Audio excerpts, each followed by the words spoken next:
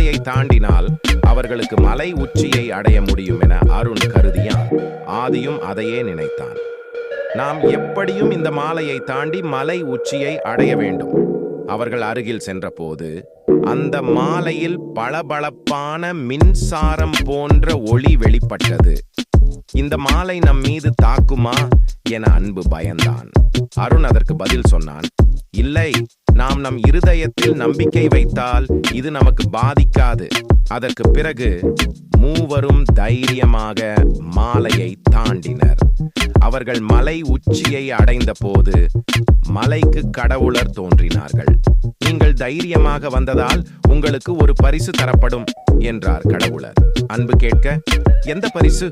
கடவுளர் மந்திர வளை எனும் பொருளை அவர்களுக்கு கொடுத்தார்.